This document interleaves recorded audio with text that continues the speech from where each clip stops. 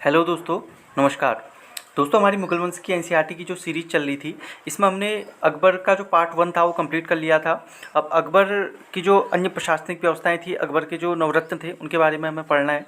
तो आइए शुरुआत करते हैं। देखिए, तो अकबर के नवरत्न हम पढ़ेंगे यहाँ पे। तो इसमें जो पहला पॉइंट आता है वो आता है अबुल फजल। तो देखिए, अबुल फजल जो अकबर के नवरत्न थे उनमें से एक थे।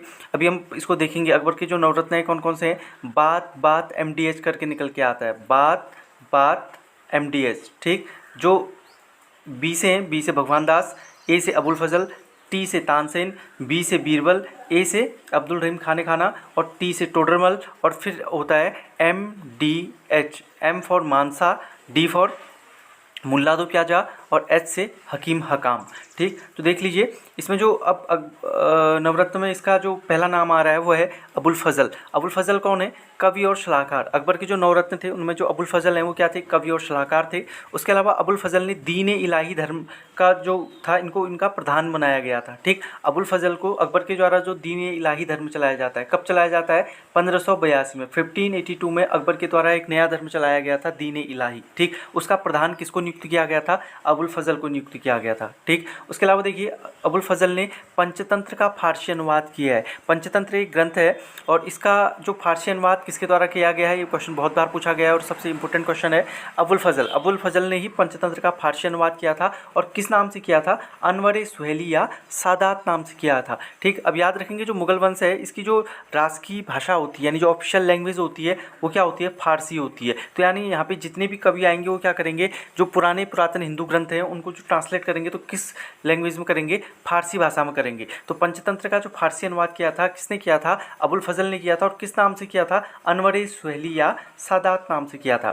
ठीक, उसके अलावा जो अबुल फजल है, इन्होंने ही अकबरनामा की भी रचना की है। ठीक, अकबरनामा की जो रचना है किसके द्वारा की गई है? अबुल फजल के द्वारा की गई है। और जिसको हम आईने अकबरी के नाम से जानते हैं वो क्या है? अकबरनामा का ही तीसरा भाग है। यानी अकबरनामा का जो तीसरा पार्ट है उसको आईने अकबरी के नाम से जाना जाता है। यानी क्वेश्चन पूछेगा कि आईने अकबरी के लेखक कौन है, तब भी अबुल फजल, और अकबरनामा के जो लेखक हैं वो कौन है? अबुल फजल, क्योंकि आईने अकबरी क्या है? अकबरनामा का ही तीसरा भाग है। ठीक, ये भी सबसे इंपॉर्टेंट है। उसके अलावा जो अगले नवरत्न है वो देख लीजिए कौन है? फैजी। फैजी क्या था? मुगल वंश के लेखकों में, बड़े लेखकों में इनका नाम आता है। तो फैजी एक लेखक थे और इन्होंने लीलावती और नल दमयंती का फारसी अनुवाद किया था। ठीक, लीलावती व नल दमयंती, ये दो बड़े ग्रंथ हैं, लीलावती और नल दमयंती। इनका फारसी अनुवाद किसने किया है? फैजी ने किया है। और लीलावती क्या था? देखिए, गणित से संबंधित एक ग्रंथ था। ठीक, लीलावती क्या है? किस पर आधारित है? गणित से संबंधित एक ग्रंथ था लीलावती। ठीक, और लीलावती और नल दमयंती का फारसी अनुवाद किसके द्वारा किया गया? वो किया गया आपका फैजी के द्वारा किया गया। ठीक, और नल दमयंती किसकी रचना है? आपको पता होगा, सूरदास की रचना है नल दमयंती, ब्याह लो। ठीक, ये रचनाएं सूरदास की हैं। और नल दमयंती का जो फारसी ट्रांसलेशन किया गया था उसका नाम रखा गया था सहेली। किस नाम से ट्रांसलेट किया गया था? सहेली नाम से ट्रांसलेट किया गया था। ठीक, तो फैजी एक लेखक थे और इन्होंने लीलावती और नल दमयंती का फारसी ट्रांसलेशन किया था और नल दमयंती का जो ट्रांसलेशन था वो सहेली नाम से किया था। ठीक, उसके अलावा देख लीजिए तानसेन, अगला बड़ा नाम आता है तानसेन का। अक्सर ये नाम आपने पहले पढ़े भी होंगे। तो अकबर जो तानसेन था वो अकबर का क्या था? प्रसिद्ध संगीतकार व सांस्कृतिक मंत्री था। ठीक, प्रसिद्ध संगीतकार व सांस्कृतिक मंत्री था। ठीक, तो जो अकबर के समय में मुगल वंश का जो सांस्कृतिक जो गतिविधियां जो देखता था वो मंत्री कौन था? वो था तानसेन, और ये एक प्रसिद्ध संगीतकार था। इसीलिए जो तानसेन था इसको कंठाभरण वाली विलास की उपाधि भी दी गई थी। ठीक, अकबर के समय में तानसेन को किस उपाधि से नवाजा गया था? कंठाभरण वाली विलास उपाधि इसको दी गई थी। और तानसेन जो था, इसका मूल नाम क्या था? रामतनु पांडे। ये क्वेश्चन बहुत बार पूछा जाता है, तानसेन का मूल नाम क्या था? रामतनु पांडे था। ठीक, और जिसका जन्म कहाँ होता है? 1506 में ग्वालियर में होता है। क्वेश्चन बहुत बार पूछा गया, तानसेन का जन्म भी पूछा गया है कि कहाँ हुआ था। तो तानसेन का संबंध कहाँ से है? मध्य प्रदेश भोपाल में, यानी ग्वालियर में इनका जन्म होता है 1506 में। और इनका मूल नाम क्या था? रामतनु पांडे था। ठीक, और इनको उपाधि क्या दी गई थी? कंठाभरण वाणी विलास उपाधि से इनको नवाजा गया था। ठीक, अब तानसेन की जो प्रमुख रचना है वो कौन कौन सी थी देख लीजिए। तानसेन की जो प्रमुख रचना है वो है मियाँ की तोड़ी, मियाँ की सारंग, मियाँ की मल्हार और दरबारी कान्हा। ये देखिए, चार रचनाएं इनकी बहुत बार पूछी गई हैं। वैसे तो इनकी बहुत सारी रचनाएं हैं, लेकिन ये वो रचनाएं हैं जो बार बार एसएससी के द्वारा, रेलवे के द्वारा या फिर अन्य विभिन्न आयोगों के द्वारा परीक्षाओं में पूछी गई हैं। तो तानसेन की जो प्रमुख रचनाएं वो कौन कौन सी हैं? मियाँ की तोड़ी, मियाँ की सारंग, मियाँ की मल्हार और दरबारी कान्हा। दरबारी कान्हा किसकी रचना है? तानसेन की रचना है। ठीक, उसके अलावा जो तानसेन थे वो क्या थे, ध्रुपद गायन शैली का विकास किया था। तानसेन ने अपने समय में ध्रुपद गायन शैली का विकास किया था। ठीक, तो उस समय क्या था, विभिन्न अलग अलग घराने होते थे, उन घरानों की क्या होती थी, अलग अलग विशिष्ट शैलियाँ होती थी गायन में। तो तानसेन के द्वारा ध्रुपद गायन शैली का विकास किया गया था। क्वेश्चन बहुत बार पूछा गया है, इंपॉर्टेंट है कि ध्रुपद गायन शैली का जनक या ध्रुपद गायन शैली का विकास किसके द्वारा किया गया, तानसेन के द्वारा किया गया। ठीक, अगला नाम देख लीजिए बीरबल। अगले कौन आते हैं, बीरबल। इनके बारे में तो आपने अक्सर सुना ही होगा। बीरबल का जो मूल नाम था वो क्या था, महेशदास था। ठीक, बीरबल का जो रियल नेम था वो क्या था, महेशदास था। और ये अकबर के दरबार में क्या थे, विदेश मंत्री थे। याद रखेंगे, ये क्या थे, विदेश मंत्री। जैसे तानसेन क्या थे, आपके सांस्कृतिक मंत्री थे, ऐसे ही जो बीरबल थे वो क्या थे, विदेश मंत्री थे। मूल नाम महेशदास था। बीरबल प्रथम और अंतिम हिंदू शासक थे जिसने दीन इलाही धर्म अपनाया था। तो देखिए, दीन इलाही धर्म जो था, इसका जो प्रधान बनाया गया था वो तो कौन था, अबुल फजल को बनाया गया था। ठीक, और जबकि दीन इलाही धर्म अपनाने वाला प्रथम और अंतिम हिंदू शासक कौन था, बीरबल था। कहते हैं कि एकमात्र हिंदू था जिसने दीन इलाही धर्म अपनाया था, क्योंकि क्या था, अकबर के द्वारा चलाया गया एक अलग धर्म था। ठीक, और इस धर्म को अपनाने वाला जो हिंदू था वो कौन था, प्रथम और आखिरी हिंदू शासक कौन था, बीरबल था। ठीक, उसके अलावा देखिए, बीरबल ने उपाधि धारण की थी कवि प्रिय। अब याद रखेंगे, बीरबल के द्वारा कौन सी उपाधि धारण की गई है, कवि प्रिय की उपाधि धारण की गई है। ठीक, जबकि भारतीय इतिहास में आप पढ़ेंगे एक कविराज, एक उपाधि दी गई है, कविराज। कविराज के नाम से किसको जाना जाता है, आपने पढ़ा होगा, कविराज के नाम से समुद्रगुप्त को जाना जाता है, क्योंकि समुद्रगुप्त ने कविराज नाम से उपाधि धारण की थी। ठीक, अब यहाँ बहुत कन्फ्यूजन होता है, इसलिए पॉइंट यहाँ पे बताया गया कि बीरबल ने कविप्रिय की उपाधि धारण की थी, और जब आप गुप्त वंश पढ़ेंगे तो वहाँ पे समुद्रगुप्त के द्वारा कविराज की उपाधि धारण की गई है। तो कविराज आएगा तो समुद्रगुप्त हो जाएगा, और कविप्रिय आएगा तो बीरबल हो जाएगा। ठीक है, यहीं से याद कर सकते हैं। देखिए, कविप्रिय मतलब जो प्रिय है, किसको प्रिय है, अकबर को ये बीरबल क्या था, बहुत ज़्यादा प्रिय था, इसलिए इसको समझ लीजिए। कवि प्रिय है, और कविराज क्या है, समुद्रगुप्त है। ठीक, तो याद रखेंगे, बीरबल ने कविप्रिय की उपाधि धारण की थी, और बीरबल ब्रह्मा उपनाम से कविताएं लिखा करता था। देखिए, जो बीरबल को कविताएं लिखने का भी शौक था, और किस नाम से लिखा करता था, नहीं, जो कविताएं लिखता था उसके नीचे अपना नाम, जैसे आजकल देखते होंगे कोई जो भी कविताएं लिखते हैं उसके नाम से कोई अज्ञात कोई कुछ नाम लिखता है, तो बीरबल किस नाम से लिखा करता था, ब्रह्मा उपनाम से कविताएं लिखा करता था। ठीक, उसके अलावा देखिए, अगले जो इनके नवरत्न हैं वो कौन है, टोडरमल। टोडरमल क्या था, अकबर के दरबार में वित्त मंत्री था, और टोडरमल ने 1580 में गुजरात में दहशाला पद्धति अपनाई थी। तो देखिए, जो राजस्व एकत्रित करने से रिलेटेड पद्धति है, दहशाला पद्धति। ठीक, ये कहीं ना कहीं कहाँ से निकल के आती है, ये शेरशाह सूरी के समय से निकल के आती है, क्योंकि भू राजस्व के सुधार काल के नाम से शेरशाह सूरी का काल जाना जाता है।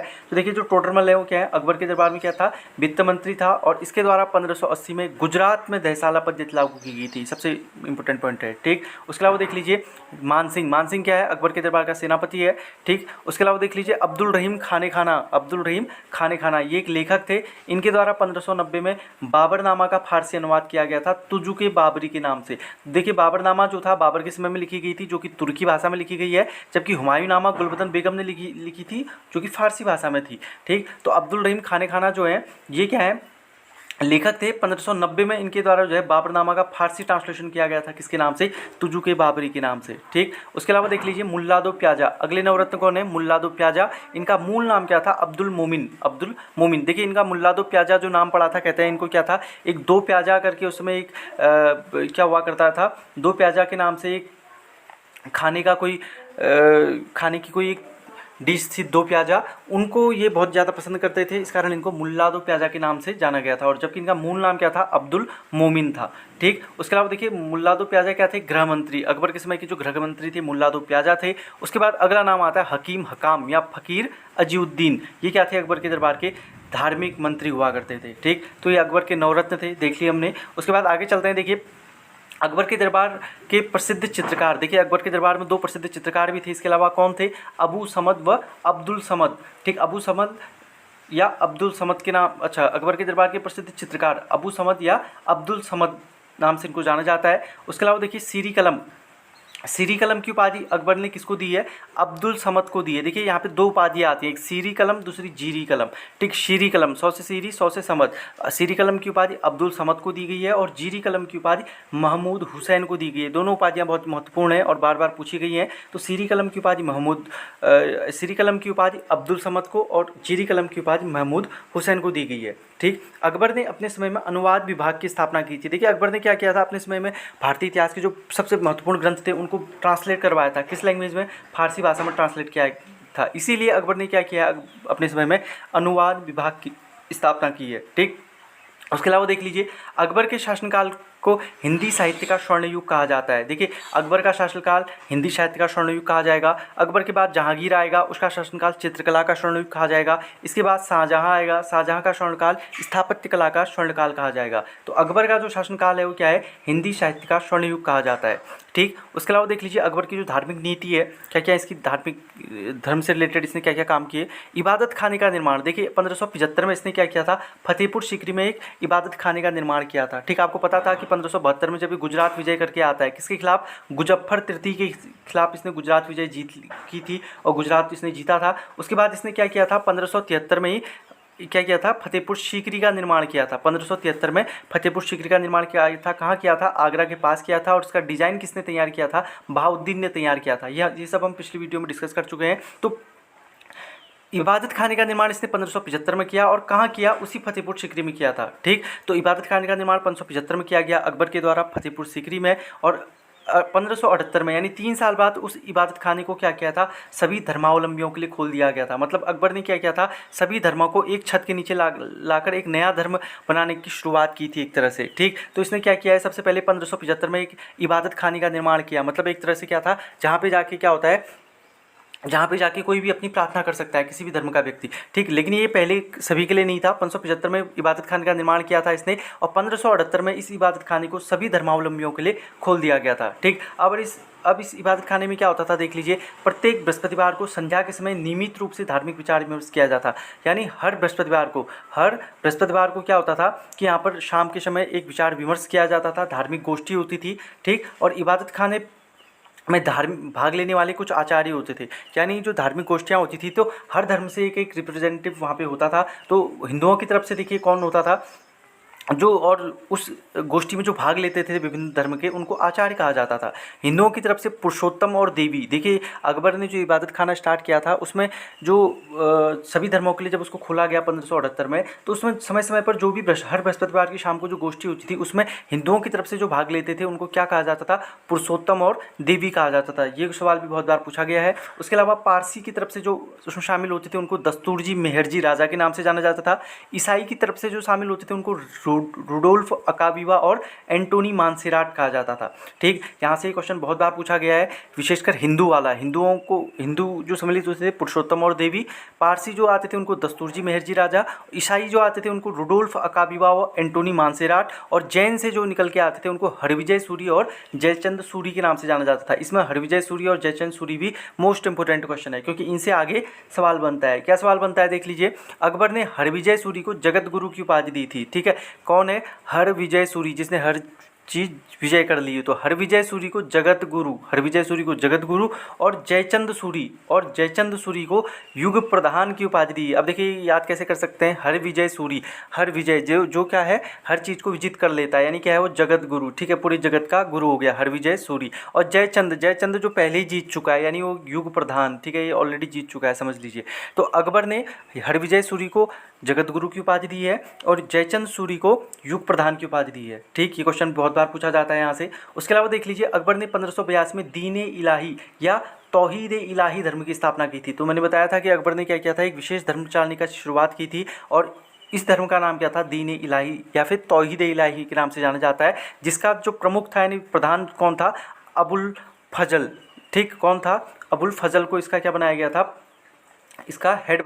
जो दीन-ए इलाही धर्म है इसका प्रमुख उद्देश्य क्या था, सभी धर्मों में सामंजस्य स्थापित करना। अकबर क्या चाहता था कि उसके समय में क्या हो, धार्मिक रूप से कट्टरता ना फैले, इसके लिए वो क्या करना चाहता था, सभी धर्मों को एक छत के नीचे लाना चाहता था, और उनको क्या करता था, एक नया धर्म चलाने की शुरुआत करी, जिसमें क्या था, सभी धर्मों के लोगों का सामंजस्य बने। ठीक, तो दीन-ए इलाही धर्म का प्रमुख उद्देश्य यही था कि सभी धर्मों के बीच में सामंजस्य स्थापित किया जा सके। ठीक, और बीरबल के बारे में तो पहले बता दिया था कि बीरबल एकमात्र हिंदू शासक था जिसने दीन-ए इलाही धर्म अपनाया था। ठीक, तो बीरबल प्रथम और अंतिम हिंदू शासक था जिसने दीन-ए इलाही धर्म को अपनाया था। उसके अलावा देखिए जो विंसन स्मिथ है, ये क्वेश्चन बहुत बार पूछा गया है कि किस इतिहासकार के द्वारा दीन-ए इलाही धर्म को मूर्खता का स्मारक कहा गया है। तो ये विंसन स्मिथ है। ठीक है, विंसन स्मिथ के द्वारा अकबर के द्वारा जो दीन-ए इलाही धर्म चलाया गया था इसको मूर्खता का स्मारक कहा गया था। ठीक, मूर्खता का स्मारक कहा गया था। और याद रखेंगे जो दीन-ए इलाही धर्म था वो केवल 18 लोगों ने ही स्वीकारा था। कितने लोगों ने स्वीकारा था, मात्र 18 लोगों ने ही स्वीकारा था। ठीक, और अकबर याद रखेंगे, अकबर नक्कारा या नगाड़ा वाद्य यंत्र बजाता था। ठीक, अकबर वैसे तो अनपढ़ था,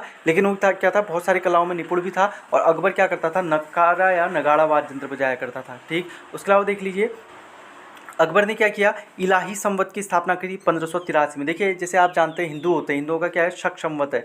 हिंदू प्रत्येक धर्म का अपना अपना एक कैलेंडर होता है, एक संवत होता है। तो अकबर ने भी एक जब दीन इलाही धर्म चलाया था 1582 में, तो इस धर्म को आगे बढ़ाने के लिए उसने इसी धर्म का एक संवत निकाला था जिसको इलाही संवत कहते थे। तो दीन इलाही धर्म की स्थापना तो 1582 में होती है, लेकिन इलाही संवत कब निकल के आता है, 1583 में इलाही संवत की स्थापना होती है। ठीक, इलाही संवत में देख लीजिए उसने क्या किया था, तुलादान और झरोखा दर्शन जैसी प्रथाएं स्टार्ट की थी। अब देखिए तुलादान और झरोखा दर्शन होता क्या था, तो राजा क्या होता था, अपने जन्मदिन के अवसर पर राजा को आभूषणों से तोला जाता था। ठीक, और वो जो तोला गए, तो राजा के बराबर जो तोले गए आभूषण थे उनको प्रजा में बांट दिया जाता था, ये होता था तुलादान। और झरोखा दर्शन क्या होता था कि सम्राट का जब दरबार लगता था तो प्रजा राजा के दर्शन करने के लिए आती थी, उसको कहते थे झरोखा दर्शन। ठीक, राजा के दर्शन किए जा सकते थे प्रजा के द्वारा, तो झरोखा दर्शन होता था। तो इलाही संवत में अकबर ने क्या किया, एक तुलादान और झरोखा दर्शन जैसी प्रथाएं स्टार्ट की। क्वेश्चन पूछा गया है कि किस मुगल शासक के द्वारा तुलादान व झरोखा दर्शन जैसी प्रथाएं स्टार्ट की गई, तो किसके द्वारा की गई थी, अकबर के द्वारा की गई थी। ठीक,